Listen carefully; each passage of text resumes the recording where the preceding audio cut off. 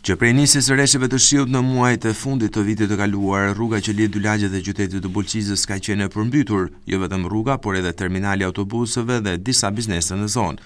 Shkak për këtë bëhej te mbushja e kanalit ujë mbledhës që nis nga qafa e Bollit, sasinë e ujit që grumbullohej nuk e përballonin tombinët e vendosura, duke bërë që uji më pas të vërshonte në terminal rrugë Banesa. Por pas shumë përpjekjesh, si duket, Bashkia e Bulqizës ka zgjedhur një zgjidhje.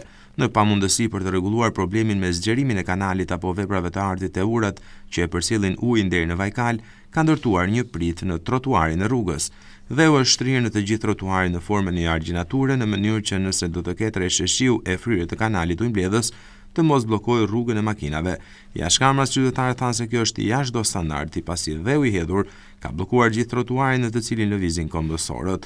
Prej më shumë se 2 muajsh, kjo zonë e Bulqizës përmbytet nga uji, duke shkaktuar probleme në lëvizjen e lirë të qytetarëve, automjeteve, por edhe në dëm ekonomik tek biznesi.